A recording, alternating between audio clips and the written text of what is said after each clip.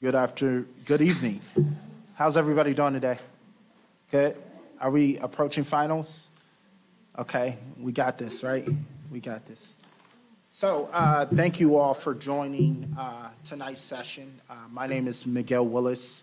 I'm the innovator in residence at the Future of the Profession Initiative, also the founder, executive director of the Access to Justice Tech Fellows Program. Tonight, mainly wearing my hat as the co-founder and chief legal officer of Prolific Grow House, which is a micro cultivation grow house in the state of New Jersey. I have the extraordinary pleasure to introduce two colleagues, folks that I know that are advocating on social justice, social equity, and cannabis, and have been doing it for a long time. My dear friend Ed DeVoe is the president of the Cannabis Business Association in the state of New Jersey, also senior vice president for, is it Burton Trent Public Affairs, a longtime advocate for cannabis and the responsible use of cannabis and patient advocacy, social equity. Ed is on the front lines. You walk into any room in New Jersey, they'll mention Ed's name. Not just an advocate, but someone who's kind, someone who's, and so thank you for joining us tonight, Ed. He's recognized as NJ's top 100 cannabis insiders, trailblazers in cannabis, and largely responsible for the shape that the New Jersey bill took and supporting small businesses and micro and social equity growers throughout the state of New Jersey. Tara Zielinski, did I pronounce that right? Totally did. Okay. Zielinski. Okay. Educator, advocate. She is the campaign director for Pots for Profits in PA, P3 campaign for All Together Now, PA, which is a nonprofit here. Recently ran for Senate in District 14. So her background is in environmental. She ran on just a solid campaign. I really loved it. Education, reinvesting back into our communities. A little bit about the P3 campaign. Advocate for the responsible legislation of cannabis in the adult use recreational market here in PA. One of the objectives is to create a collective of businesses. Coalition, and really to advocate for state legislation that decentralizes the monopoly that's currently taking place in the cannabis industry. And so tonight, one of those things is to really focus on like rural farmers, black and brown, communities that have been devastated by the war on drugs. So tonight we're going to talk about a lot of things, but, first, I think this panel is going to be very unique because we have New Jersey, which just legalized an adult use market. We have PA, who is on the precipice of legalizing an adult use.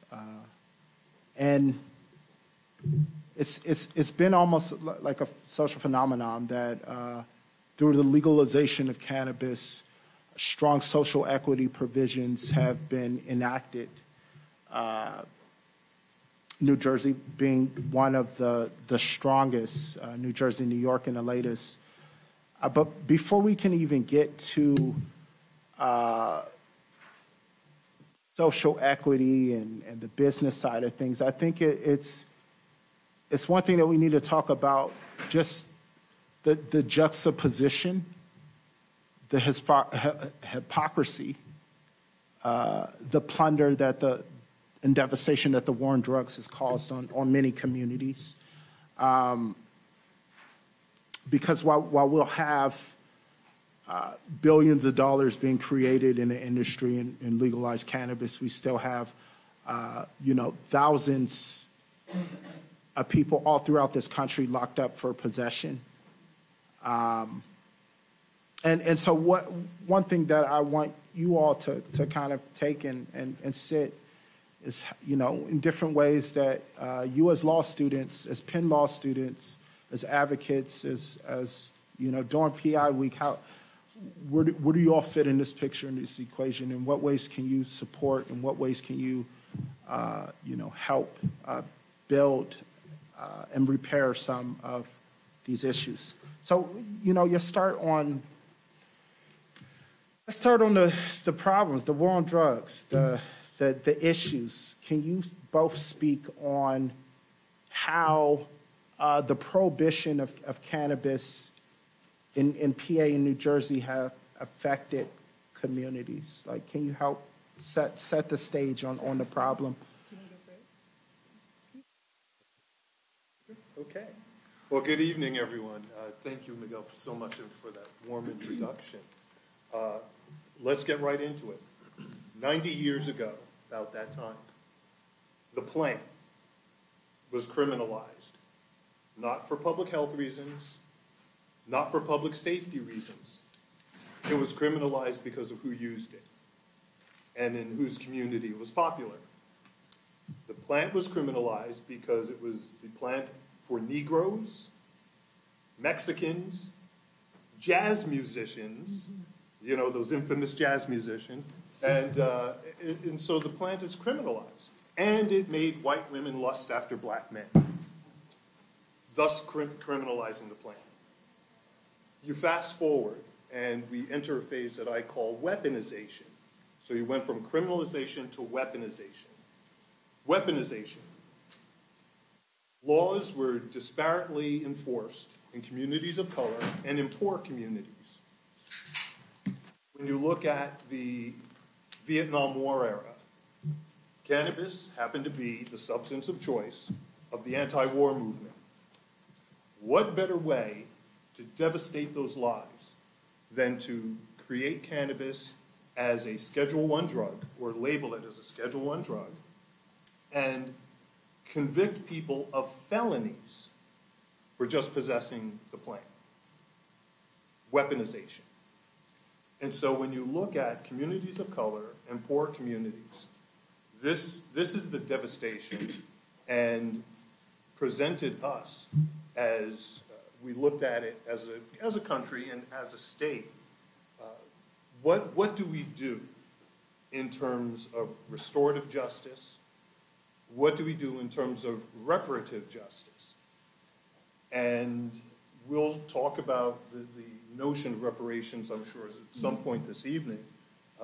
But that's what teed up the conversation, especially in New Jersey. When you look back, I think California did it just because it's California, being the first state. And then other states that followed. And we were very fortunate in New Jersey in that we did, in fact, have champions in the legislature. Going back 6 years ago, almost 7 years now, you had a governor, a candidate for governor, who was running on a platform, and he never wavered. Governor Murphy ran on a platform, millionaire's tax, state bank, and legalization of cannabis. That was it. Those were his priorities, and he never wavered. So what was the 100-day effort turned into a 1,000-day effort, but nonetheless, we got there. And so this is where we are in New Jersey, and I'm sure we'll talk about where we are and how we develop language of the legislation and regulation at some point. Yeah, and just really quickly, I think when we think about the war on drugs, we often have caricatures of Anslinger, who was, if anyone's seen the latest Billie Holiday movie, Anslinger comes in and follows, because she's smoking pot. harassing her all around, or Reefer Madness, which was a movie that was popularized to create these tropes amongst black men. But, Reagan in the 70s, Reagan, Nixon, this is happening right now. As currently there are, legal markets, both on the medical and recreational side. 2020, you have in PA 20,000 marijuana arrests, disproportionately black men. New Jersey, 2019, there's 12. We had a campaign during the advocacy days of the New Jersey Cannabis Business Association, 94 no more. We were arresting nearly 100 people a day for simple possession. Yeah. We were at 94 possession arrests a day.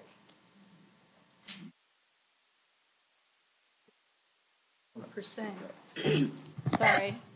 I think it's really important to note that 92% of all of the arrests, all the marijuana arrests, are possession.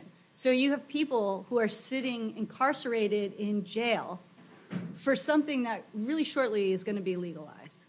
So there's a lot of problems with that, but I want to backtrack just a moment, because I think something really important happened. I mean, in 1917, there was the Harrison Narcotics Act, which allowed the plant itself to be separated from pharmaceuticals. So you could have pharmaceutical drugs that are manufactured, and then you could have the plant. One of the things that Altogether Now Pennsylvania, of which I'm a part, tries to do is to understand plant-based medicine. Why is it that we've demonized a plant that you could grow in your backyard? Because if you could grow it in your backyard, you can sell it and you could make money on it, right? Now, we don't, in capitalism, basically, we don't want you to have all the opportunities that everybody else does if you are a person of color, if you are an immigrant, if you are a person who is different than the systemic structures that allow us to maintain this visage. And so I think it's really important to understand how these laws were systemically unrolled to make it so that this drug is stigmatized. It is associated with black and brown people, immigrants, hippies, people who don't go with the status quo, people who aren't in line with the America that we think that we should be. And so I think it's important today to see how this is unrolling right now as we are colliding as two different political parties go head to head. This is, I think, the core of what America is fighting for when we talk about the soul. What is it that we're really fighting for here? Who are we going to be at the end of this, war, when this war is over?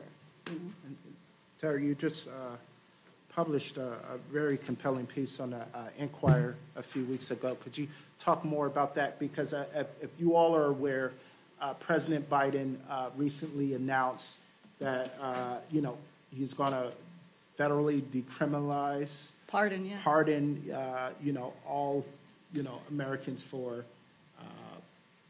cannabis-related charges. But the majority of people are charged or convicted on the state level. Yeah. And so could you speak about that piece? So when you look at Biden, he's made lots of promises, right? Some of which he really wants to keep, some of it he has to keep, and some that people are holding him accountable for, and he doesn't actually have the power or the authority to do them. He can pardon people. If he pardoned them, he could also, offer clemency. But he did not do that. He didn't offer clemency, so those people that he pardoned are still in jail. What is the point of pardoning them? To me, it's what politicians do best. They virtue signal. They pander to their constituency to say, oh, we did this. So It was interesting because a group marched outside of Washington, D.C. to bring this to light about how this injustice is, and the fact that most of these convictions are on the state level by just telling the governors, hey, you know what? You should think about doing that too. It's just kicking the can down the road. Because we know that the states, I mean, if you're familiar with Pennsylvania legislature, you know that it takes them forever to do anything. And to do the right thing, that's going to be a long time coming, you know. But even so, we have had Fetterman in office. John Fetterman has been a huge advocate for the legalization of pot. He went around and did listening tours throughout Pennsylvania. And in doing so, he was able to convince a lot of people that it should be legal. He also there was a window of time that allowed people to apply for expungement. Now, that expired right before Biden's pardons, but about, I think, 3,600 individuals have applied to have their records expunged because they have small convictions. And I just talked to an individual today. His last name's Goodwin. His first name's Omar. So Omar Goodwin had an arrest on his record. Never convicted, but just the arrest alone makes him more susceptible every time he's pulled over by a cop. And just because of the color of his skin, he's more susceptible to be pulled over by a cop anyway. So not only does he have this arrest on that just pings right away, every time he gets pulled over, it affects his housing, it affects his work, it affects his relationships, it affects every time he goes into a courtroom with his ex-wife. Do you know what I mean? Because that is the stigma that is put on him now. Oh, he's just a drug user. And it's a small, minute amount that he was possessing at the time. That would be tantamount to, you know, whatever the consumption law is now. And, you know, clock's ticking in New Jersey. It's already legal. Pennsylvania, we're waiting. And still, these records are going to hold people back. Oh, yeah. Oh, yeah. And I would love for you all to touch on the challenges that both prohibition and current medical regime for patient advocacy, right? Because, you know, all of the, you know, medicinal purposes that can help improve so many different outcomes that have been, you know, studied through science, whether it's glaucoma, whether it's so like the deprivation of, you know, patient advocacy. Mm-hmm. So the United States is woefully behind the rest of the world when it comes to research. And that's because of the federal criminalization of cannabis. When you look at where countries like Israel and other countries have gone with respect to research, number one, we're woefully behind.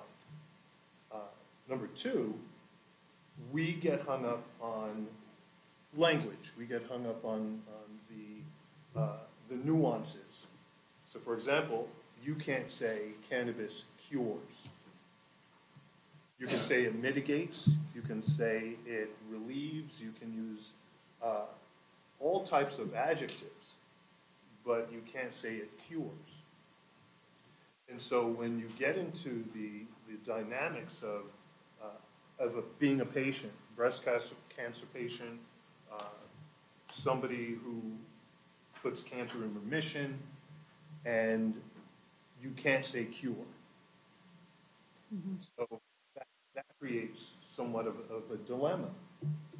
It hastens, actually doesn't hasten, it slows down the process of moving forward with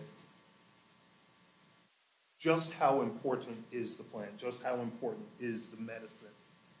And so while we achieved medical efficacy, what we have not done is created a platform worthy of additional research. I'll digress for a moment because part of the advocacy movement, the legalization movement, you have to give credit to the patient community. This just was not about criminal records, while a great deal of it was, but to a larger extent, it was in fact the patient community. It was HIV/AIDS patients who were being devastated by the regimen of opioids and the harm that those opioids did in terms of their HIV care and treatment. Military community. I can tell you, as a former Army officer, the work that went into advocacy from the military community.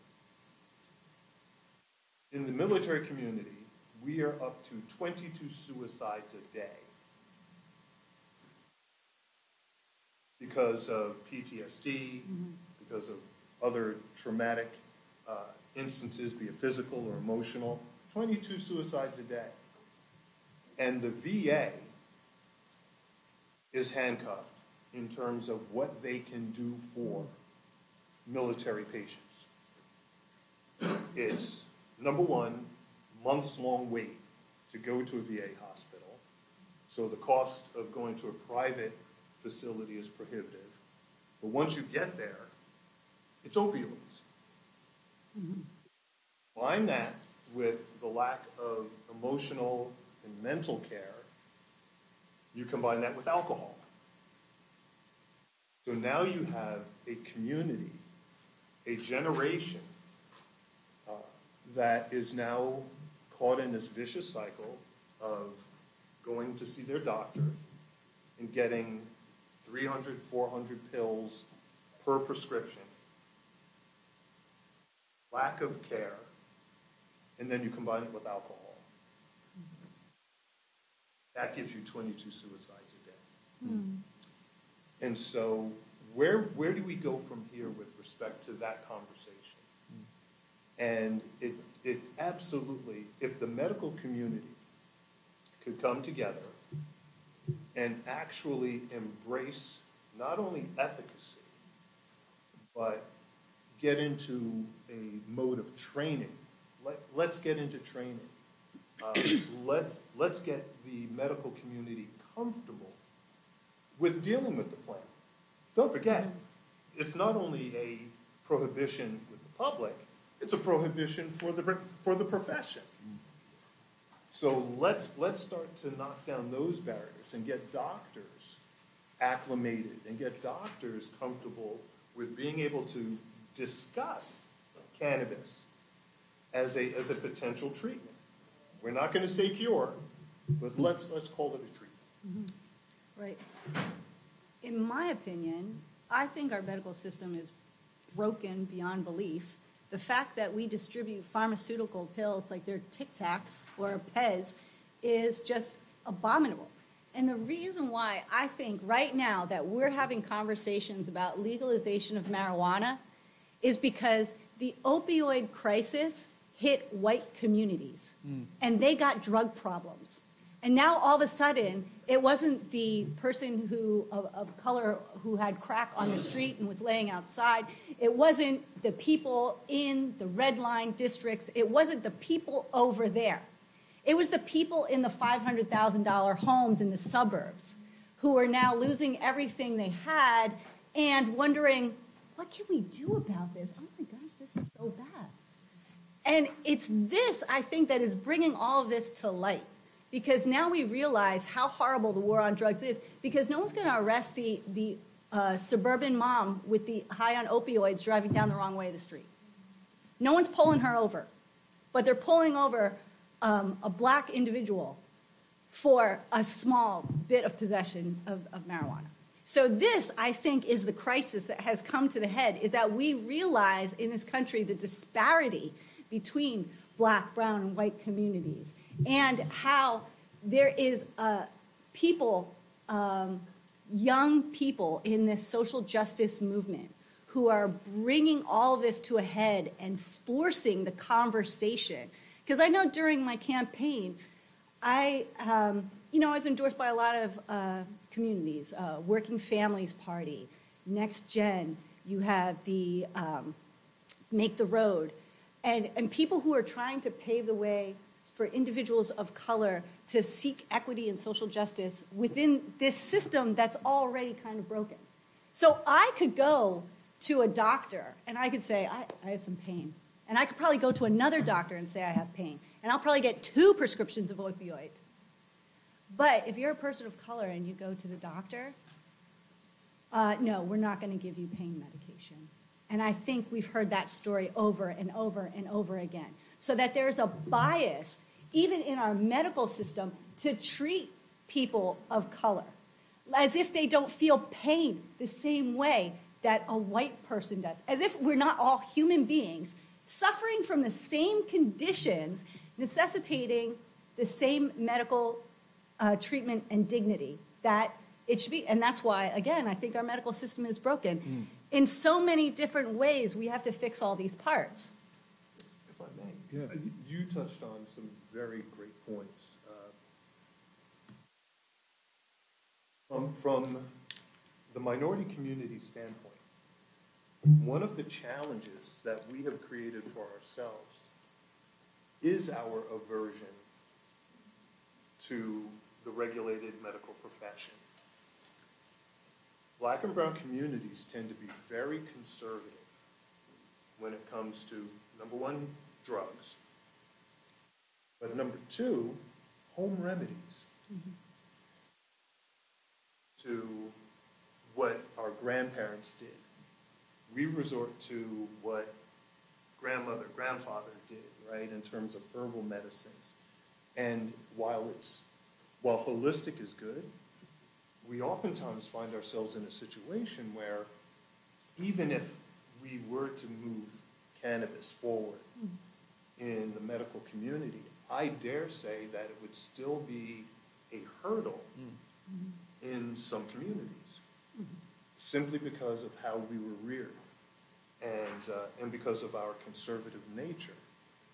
The other point I just want to touch on is very important, that this was not just one of, again, social justice, but economics plays a huge part in this conversation. Remember, it just wasn't cannabis as the substance to get you high, get you happy. It was hemp.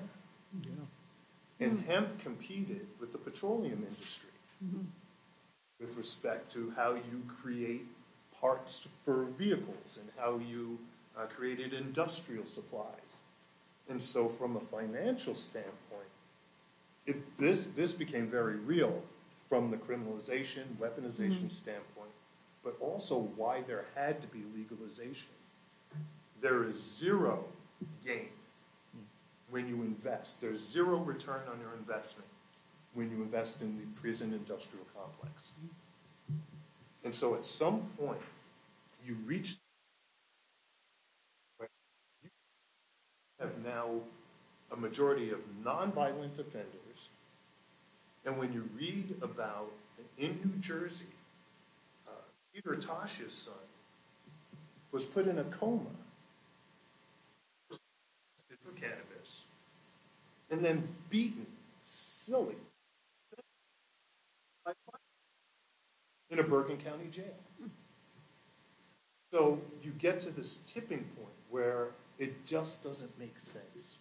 So what do we do? And so it forces this public policy discussion, not just from a social standpoint, but from an economic standpoint. What do we do? How do we begin to fix this? Well, that's a great segue into the next And part. I didn't plan it. That was good. I knew this was going to take off. So that's the great segue into the next part of the discussion is, okay, so what is the current state of play right now? So we have New Jersey that just legalized in 2021, PA on the precipice. But the first recreational market that legalized, Colorado, Seattle, 2012. I was living in Seattle at the time. Fast forward to 2022, 10 years now. You look at the number of black owners in the city of Seattle, out of the 26 applicants or 26 owners, I think 0.5 or 5% market share of a company. I think out of the whole state of the 286 operators, there's less than there's 0.1% of growers, people that actually touch the plant. And so while you have social equity starting to take effect in some market in New Jersey, in Chicago, in Massachusetts, there's markets that have been around where there's millions of dollars being made, and we're talking about billions of dollars. My apologies, billions of dollars. I think the latest market projections for cannabis across the United States was $32 billion, and really set to grow. This is one of these companies, whether it's a TerrAscend, whether it's a Green Thumb, have produced more cannabis than all of the people in jail combined, right?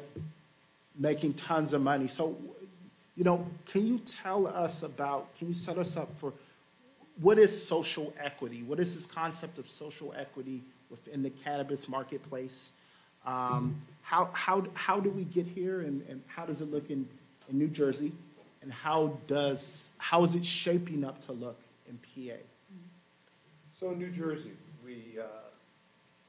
it's interesting. We crafted social justice, social equity into our legalization bill. In fact, just the quick timeline. Governor Murphy wins his first term. Again, the first 100 days turns into the first 1,000. The legislature can't get it together, they can't get the votes, and they punt to the voting public. Voters in November of 2020 overwhelmingly voted in favor of changing the state's constitution to allow for adult use cannabis. So that's November 2020. The following year, the Cannabis Regulatory Commission, governing body, is seated. The legislation, as it's crafted, creates prioritization for legalization.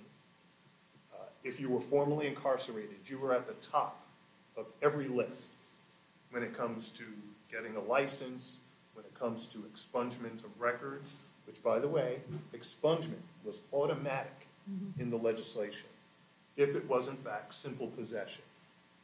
Now, if you robbed a bank and had cannabis was the least of your worries. Yeah.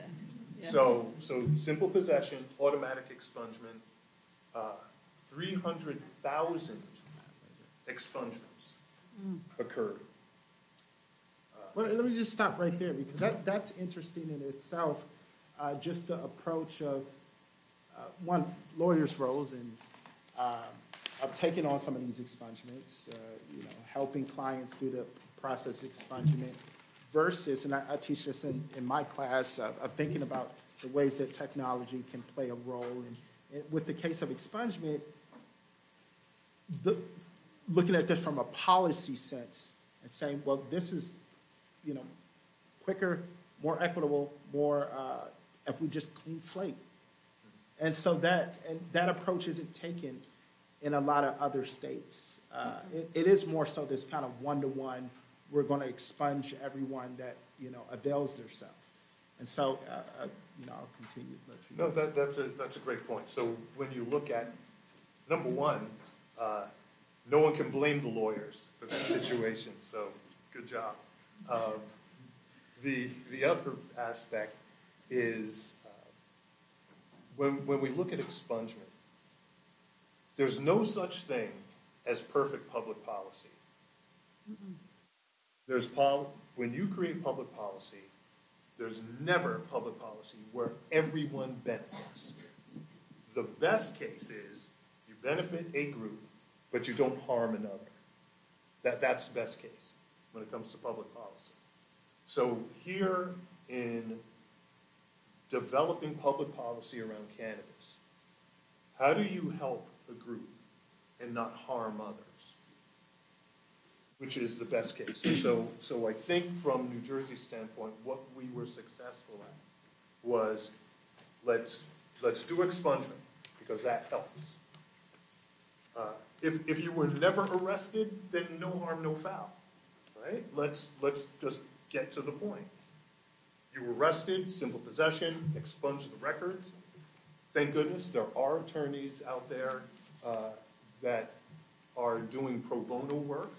They're doing expungement clinics. People are actually getting paperwork done. If you didn't know that you could get your record expunged, there are attorneys that are out there that are helping that situation. You move forward in that. So you create a category called social equity applicants. So social equity is not race-based. It is financially based. Mm-hmm. So therefore, just because you're African American, just because you're Latino, Latinx, doesn't mean you're social equity. There are plenty of people that are black and brown that are making too much to be social equity.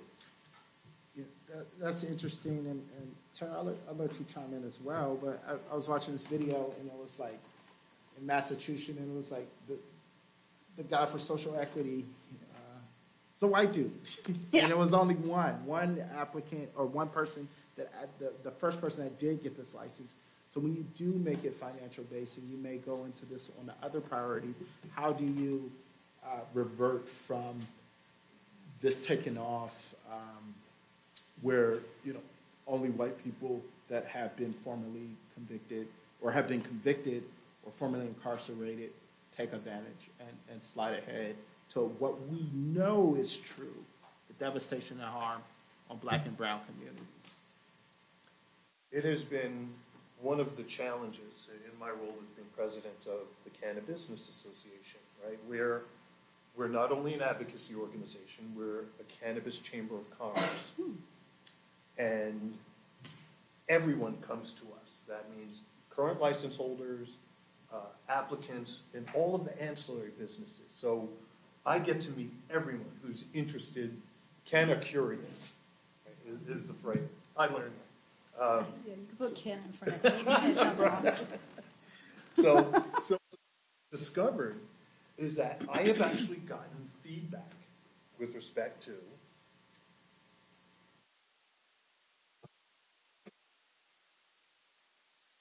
but a former NFL player jumps ahead of me in line because of his color. He makes more money than me, got a super, but he in line. No such thing as perfect public policy. It's a challenge. I don't necessarily disagree with that person, with the white male who said, you put me at a disadvantage, and then I'll be quiet. How I did respond was this. It cost that black NFL player more to get to where he is than it cost you to get to where you are. It cost him his body. It cost him a drug addiction. It cost him a divorce. It cost him more to get that Super Bowl ring than it cost you to grow up in an affluent suburb. And just because you want to be in cannabis, you get to be in cannabis. So that's my position. It costs him more than it costs you. Interesting. So I think anytime you're talking about social equity, I mean, definitely there's the economic component of it, but there is definitely this tension between white, black, and brown communities to say that I have this privilege and now you want to take it away, and somehow making us equal and having equity lessens and devalues who I am. There's a lot of people who just like to stay on top. You know, they want to stay on top of their business. They want to get ahead of their neighbor. They want to stay where you are. That is the messaging. And so before I ever even became P3 campaign director, I traveled around to farms. I was doing things with fracking.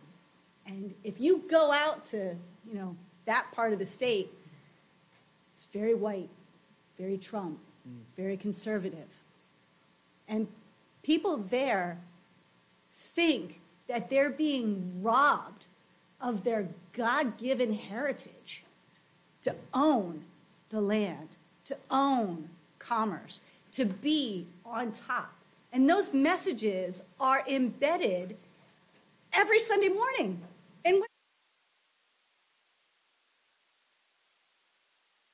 And when you talk about social justice or social equity with individuals out in the hinterlands, you can see them recoil, and you can see almost the anger. Like, I work hard too. I deserve the same chance. Isn't equal giving us all the same chance? And you're very right, because some people start much further behind than other people, and they have to catch up, and that's what equity is. But equity also has been labeled as, you know, socialist. It's a socialist policy. You want everybody to have the same thing. You want everything to be equitable. What, we're supposed to redistribute the wealth, redistribute opportunities?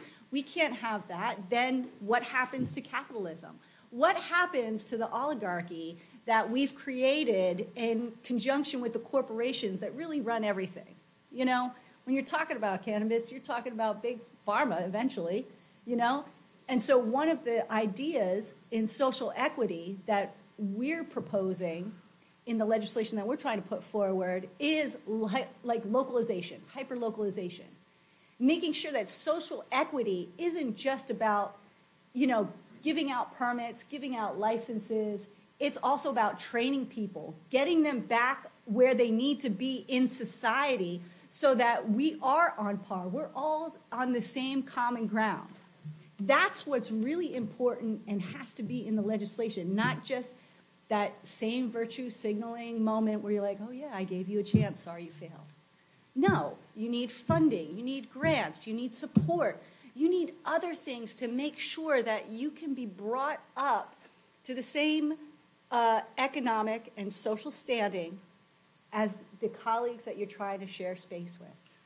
Yeah, it's very interesting because when we talk about the reputative, you know, harms, when you take a parent out of a home and lock them up and throw them in a cage, and do it over and over again, and do it all throughout the community, it has a totalative effect on that community. and you know, the community warps, the community changes. Kids grow up with no parents. And so there, you know, one of the challenges is that this word social equity, one, in every single state it's different. There is no uniform definition. I think both compelling, I think both logical, both reasoned.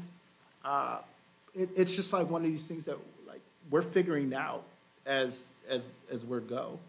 But it does become policy, and it does have certain effects. Mm-hmm. Could you talk about how, in addition to social equity, there are other priorities that New Jersey focuses on to kind of balance that out? When it came to priorities, so you have this prioritization with respect to getting a cannabis license, a license to grow, a license to manufacture, a license for retail, license for home delivery, and so on. So you have that prioritization. But I'm going to kind of shift gears with prioritization. New Jersey is a home rule state. Mm-hmm. 565 independent governing bodies. They were given the ability to say yes or no with respect to the cannabis industry. Opt in or opt out. Today, we are still, I think, less than a third of municipalities that have opted in to the cannabis program. Why is that important? If a municipality opts out, property doesn't matter. You can't get property in a town that's opted out because you can't do a cannabis license. You can't operate. So now look at a state that has issued, again, look at prioritization. They created a licensing category called conditional. It was to lower the bar to entry. Yeah, our team has a conditional. You have a we went conditional the license. conditional license. So lowering the bar to entry, meaning you didn't need site control, you didn't have to have everything in place, including finances. So, Which we're going to touch on. Yeah. so you get your conditional license, but when it came to the prioritization of what do the towns think, the towns were given priority in order to get the votes so that if you couldn't force me a yes to cannabis, that is a prioritization. And the legislature, for better or for worse, said to those 565 municipalities, you have a choice, opt in or opt out. Thus creating this huge vacuum. So when you get a license, you're a priority. You're a person of color, you're a woman, you're a disabled veteran. You're a priority. You got a license. But now you have nowhere to go. So this it's a challenge. Yeah, I think that's exactly where we're headed in this conversation, because one of the assumptions is with, a lot of these social equity conversations or just legislation is that as an entrepreneur, it gives you priority to a license, but these are very capital intensive businesses. For on the growing side, we're talking about $500,000 to $1.5 million of startup costs as you're going through the process. And just recognized CEO founder over there, Prolific Grow House, David just stood up. What's up, David?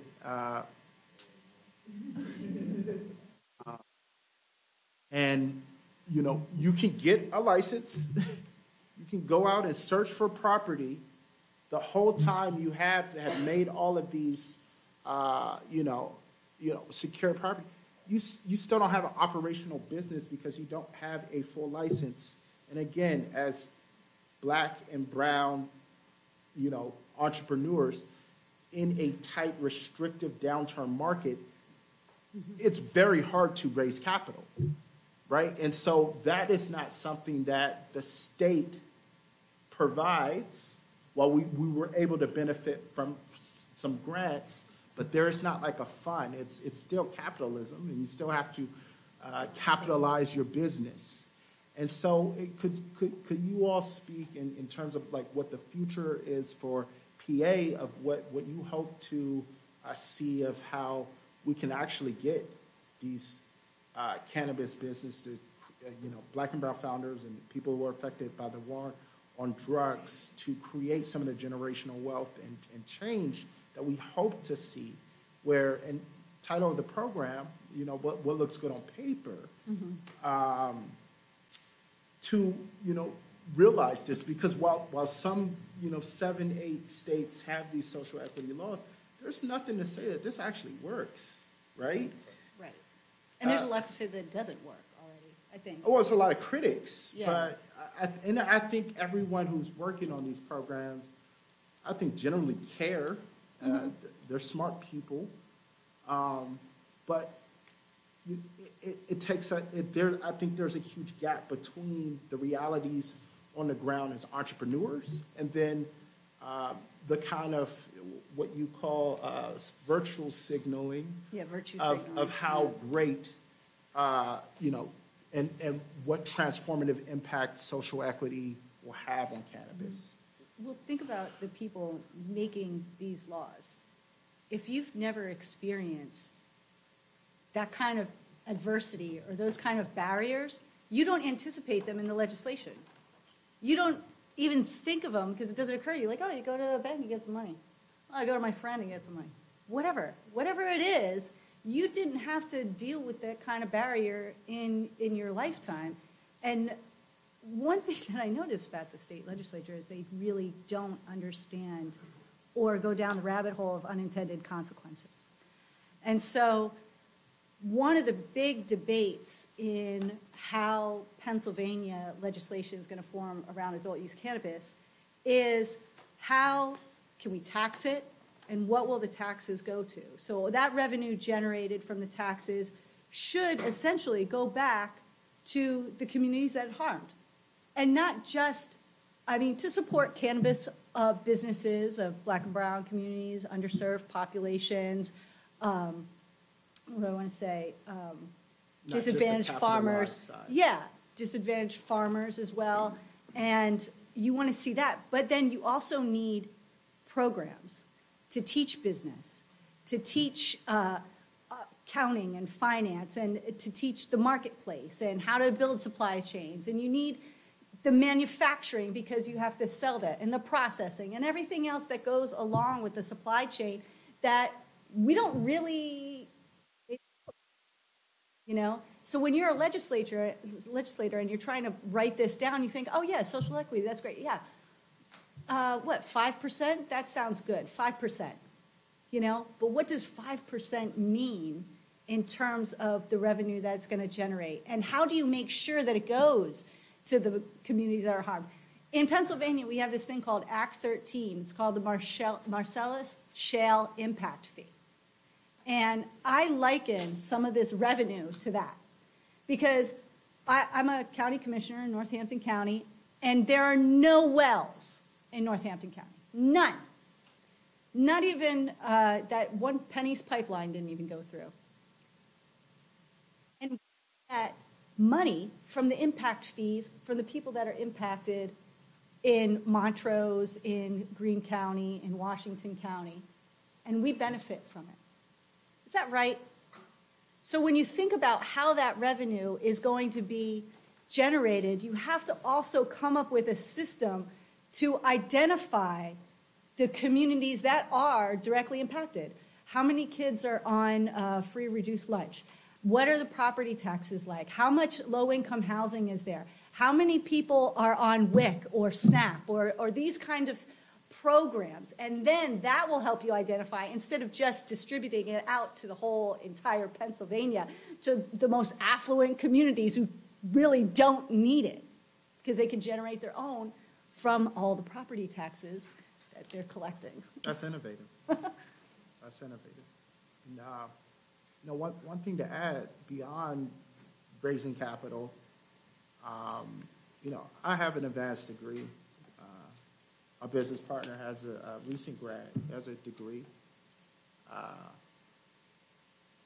You know, but how do we expect people to, like, you know, in and out of incarceration, reenter society, have the wherewithal to go through the application process, which is not easy by no measure. Yes, the conditional stage is easy, but, you know, easily, I would say over the conversion stage, easily over 300 pages, 200 pages application.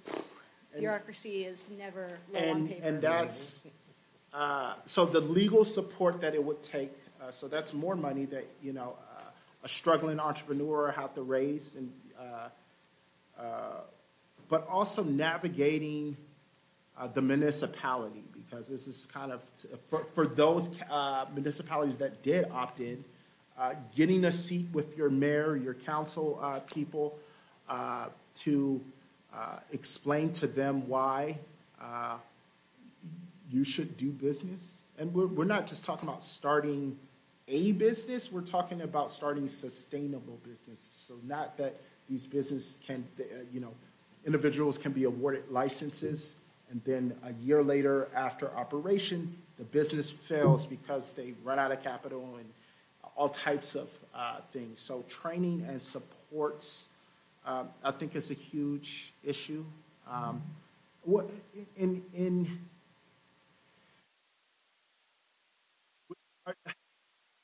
optimism right now, as the bill's been passed, and I think New Jersey is one of the best bills. I'm not just saying that to come out. Yeah. But what is your level of optimism right now? What are you worried about? What are you concerned about? Where are there opportunities to kind of still hold, people in power? Not just people in power too, because you also answer to corporations that lobby you. And so what is also their responsibility to be supportive, and not supportive, but what's owed? I told you I wasn't gonna, Yeah, I know. They were all supposed to be softballs tonight, but, okay. This is where I usually get in trouble. When we created the legislation, when we helped write the law, and we got the law passed, I believe people heard, I'm a person of color, I'm a woman, I'm a disabled veteran, I'm getting a license. The system is regulated, but it is not socialized. That's a good word for it. So you are not guaranteed success. It's a private venture. Everything that you do is at risk. What the law intended to do, and what regulation intended to do, was lower some of the risk for people of color, women, minorities, disabled veterans, people coming from impact zones, coming from economically disadvantaged areas. It was supposed to lower the bar to entry, lower the risk, lower the need for some of that upfront capital, but it does not guarantee success. Sounds like the stock market commercial, right? My advice doesn't guarantee return on your investment.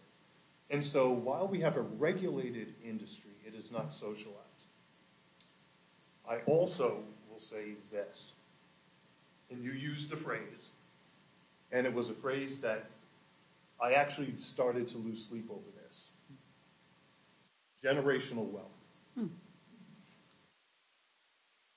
There was, again, what people hear, right? When we create laws, when we come up with policy, what do people hear versus what's written?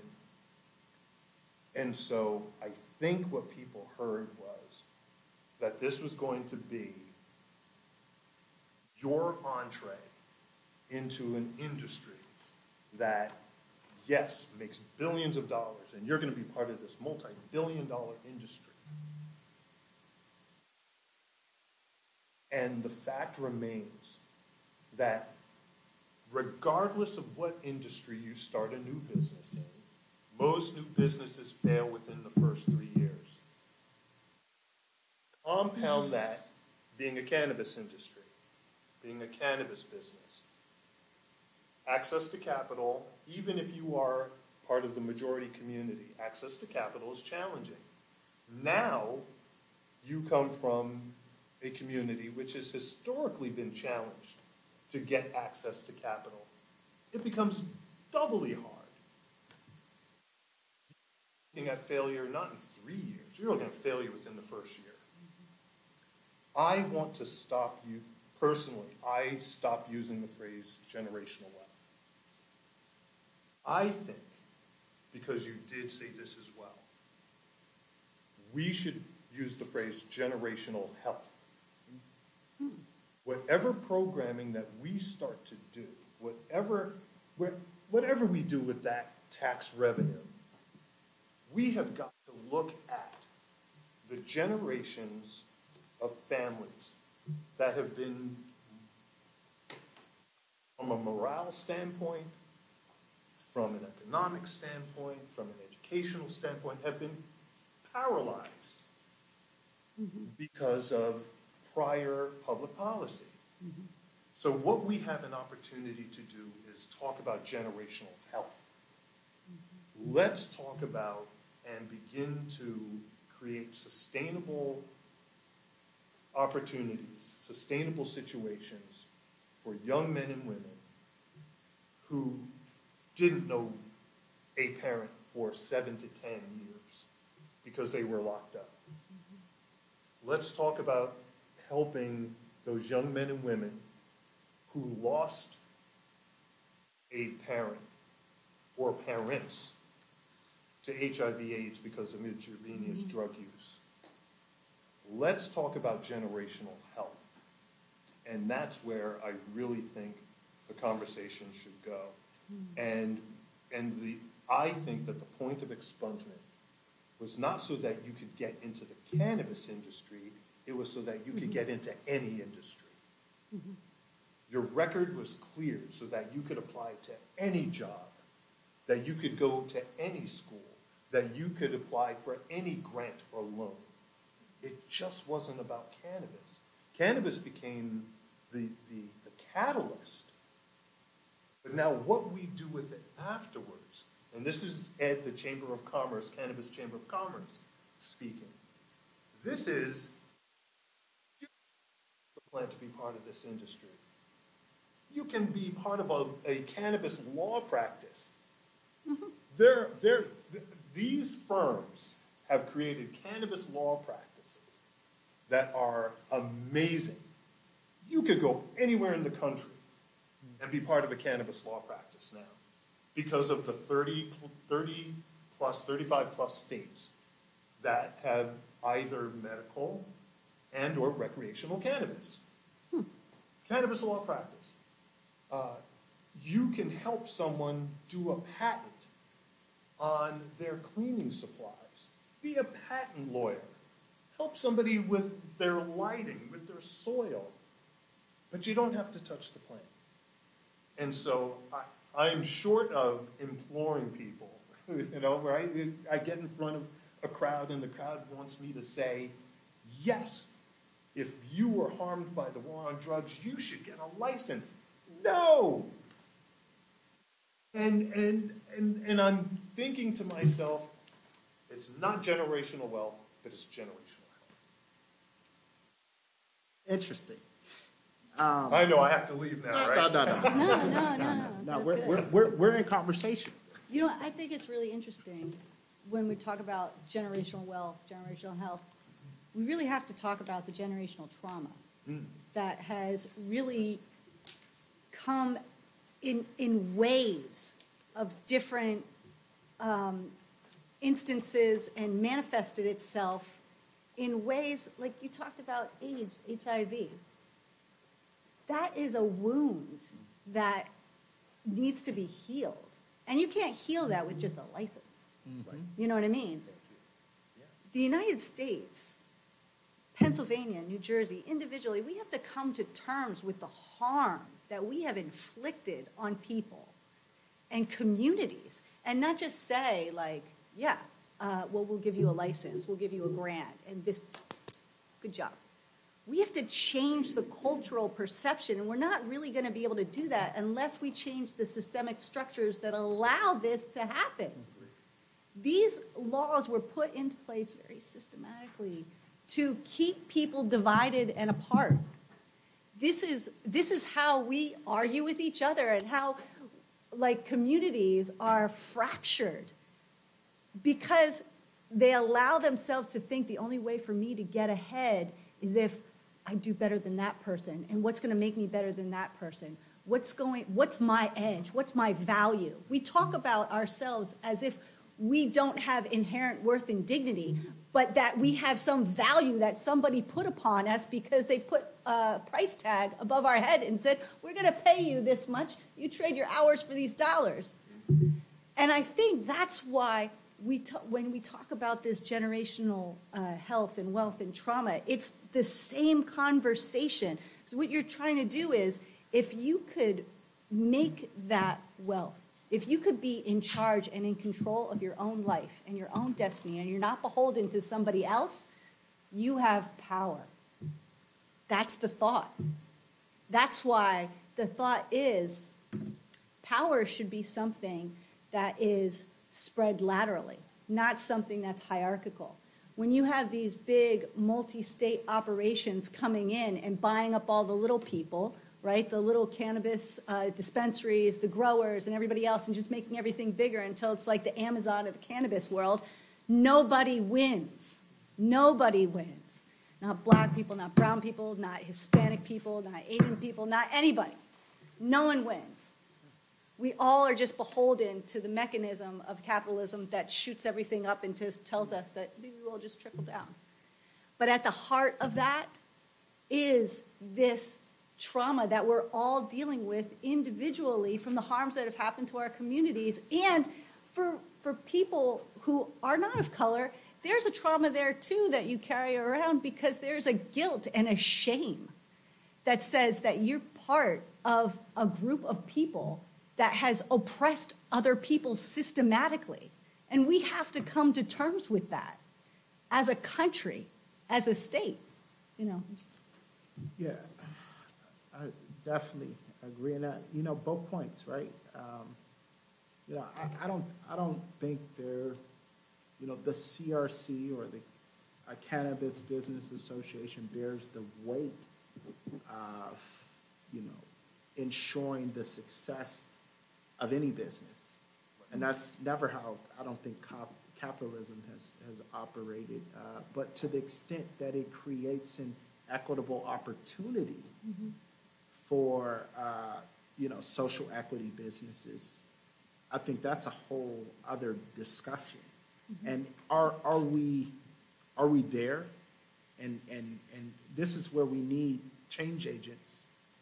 We need you all in this room to really think critically about these questions, about how legislation's framed, about some of these different really moral questions, policy issues, to get it right. It's wrong. It's not proven. I mean, it sounds good. I think you know we're determined through our success to make it happen, and also support other people. And I think one of the interesting things, I was looking in New York. So in New York, for it's social equity, if you're not a social equity business, to like prove all of these things that you're going to do for the community.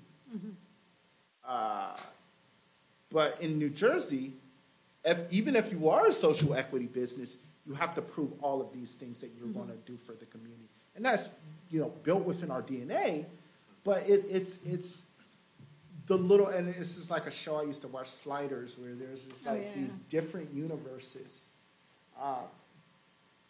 You know, all that to say, in a few years, when or we're going to, the time or the period is going to be over, and black people are going to be in this industry in a caste system, either as employees or as you know, permanently just employees, because all of the licenses are distributed, and this is going to be another industry where, and currently already is, where it's like, oh, you know, 30 years ago we could have did this, or, you know, now, but we're in this moment right now where we could effectuate this change that we would like to see. Stop it. Okay, go ahead. Well, to answer your first question. And we are doing it. I am hopeful. Yes, yes. So despite my tirade, I am hopeful, okay? So I am hopeful. And I do want to stop in for Q&A. Oh, yeah. So thank you all for. Okay. Yes.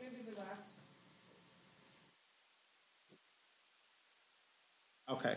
Any last closing notes? I would like to be optimistic, but I am realistic. Okay. And Okay. I think that that's a fair assessment. Ed? I'm optimistic. I think that, look, it's brand new. There was no playbook. There was no playbook to go by to say, if X, then Y, right? If, then else.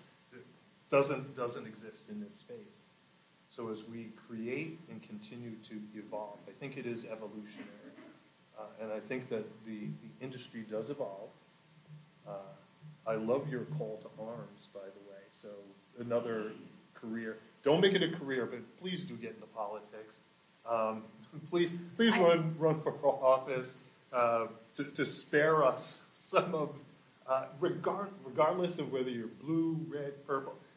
I don't care. We need smart people to run for office. Yes, we do. We need people that have some moral grounding to run for office, which is why my father and I had this discussion. Like, good people don't run for office anymore because it's become this rat trap of a effort, right? You run into the rat trap and you hope you get out. So regardless of your political affiliation, run for office because you're a good person. We need good people. Thank you. And yeah, I'll open up for questions. I'm overly optimistic. I'm a You should very be. optimistic. But I'm also still critical. So Heck, you should be. yeah. I've seen how they make the sausage, though, and like I just went. Questions, comments? Yes.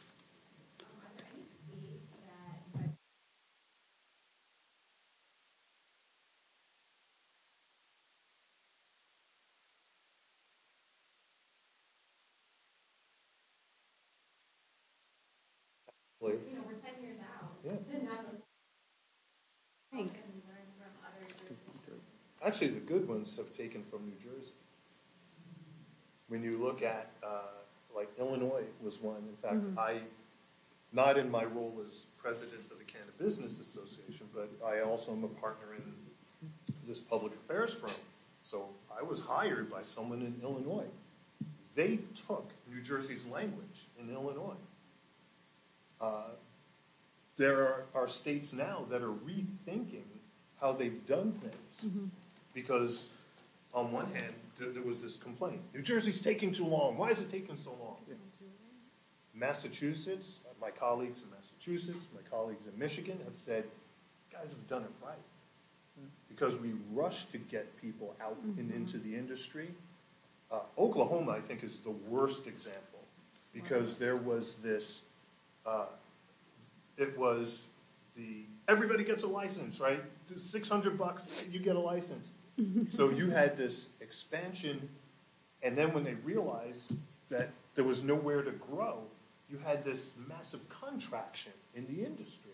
So you went from, if I'm not mistaken, somewhere around 6,000 licenses down to 2,000.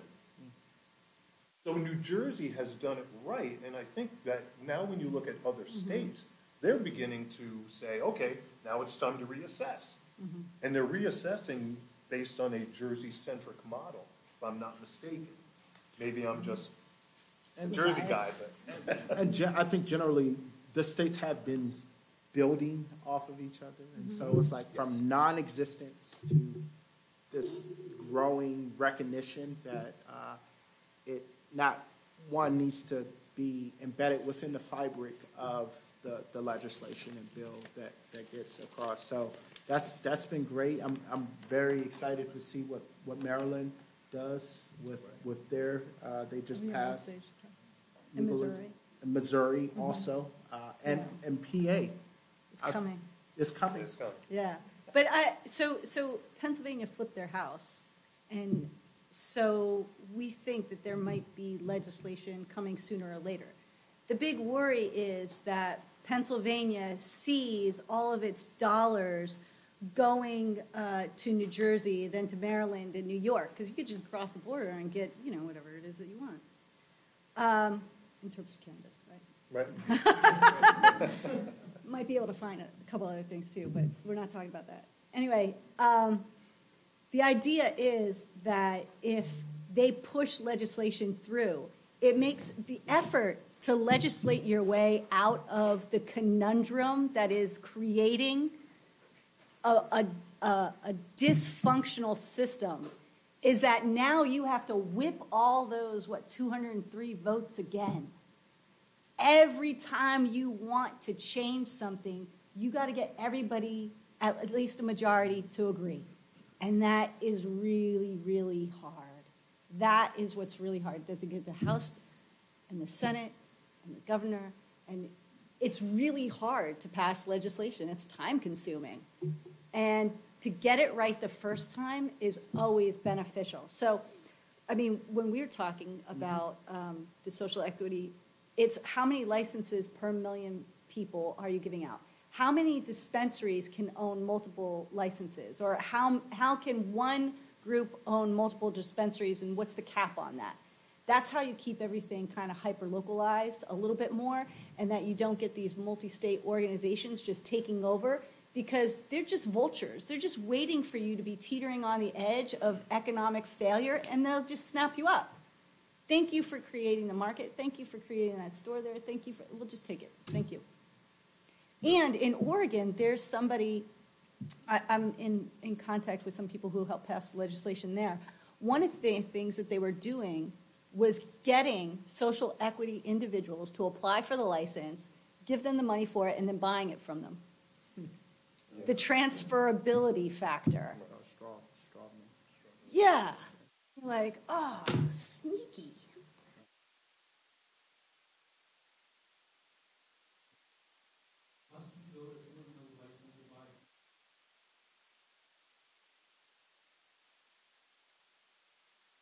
The legislation that we want says 6 plants for home grow. New Jersey does not have a home grow provision. Again, and now this is kind of politispeak now. So New Jersey, while Democratic governor, Democratic legislature, is pretty conservative as a state. And so in order to get the votes necessary for legalization, to get a bill passed, they had to do away with home grow. Now, the medical community is up in arms. We totally get it.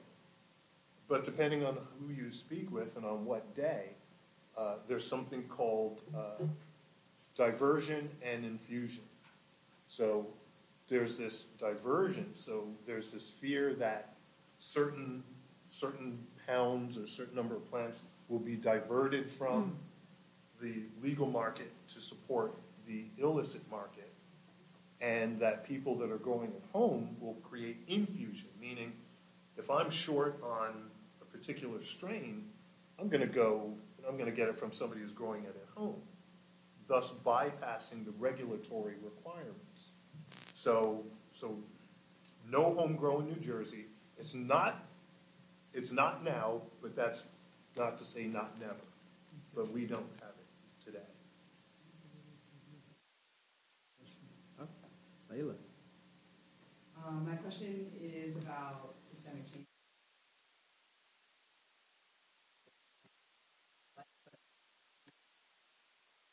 Willis has said, which is 10 years down the road, you still see the monopolies, you still see maximum white business owners, and we're not seeing that same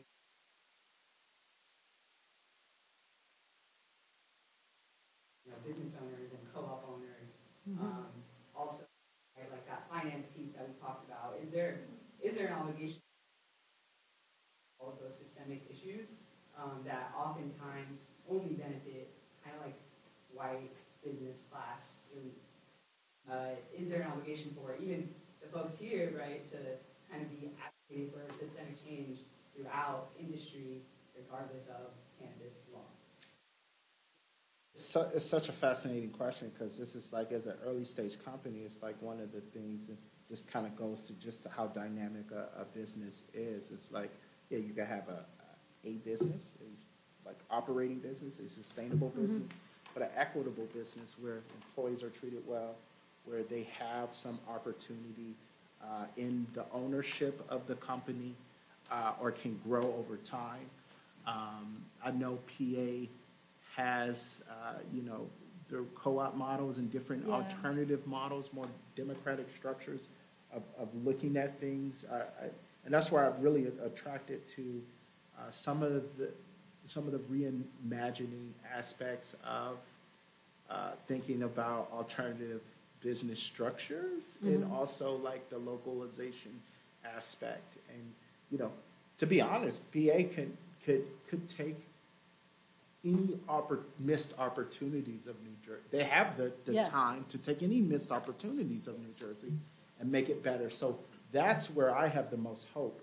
Is for the states that aren't legalized, advocates on the ground can really say, okay, well, yeah, I think this bill is strong, but here, and this is what you'll see in, you know, if you read public comments, this is where you'll see the line of the light of like those arguing and yelling like, okay, hey, we should, you know, want this. And if it's not the legislator, the businesses have a responsibility that have reaped the rewards to be accountable for this in some substantive way.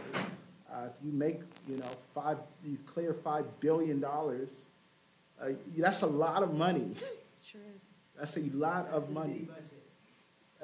You know, one of these companies, and so it's crazy. I was like, I think it was, I can't point out the company, but one of them, like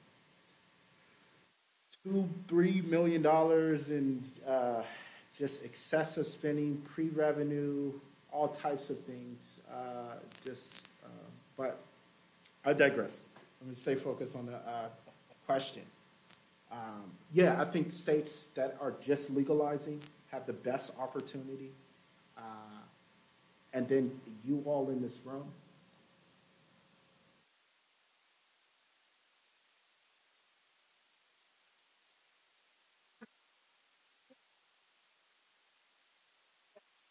Is doing all of these things right. So, right, not monopolizing, not having elites, kind of. Where can we see that existing anywhere else? Disagree. I No, don't. I'm Oh yeah, not yeah. there to be an answer. That's, you know. I think. It's hopeful. Yeah, I think it's not. I don't believe we are. I think we can fight and we can fail and we can keep fighting, and so and that's where I truly lie on the optimism. But if we don't fight, we're it's no hope at all. And so I you know, maybe I'm just an over optimist. Maybe we can really go ahead. Actually, I have two things. One is, would you guys mind if I took a selfie? Because Okay. this is Oh, that's great. I great. love this. Can you share it then? Yeah, Okay. oh, heck yeah. If you Anytime- don't mind, anybody have an issue with that? No. Because no one will believe that I ever spoke at UPenn, first of all. That's very funny. Let's see. Can you do that? Oh my God.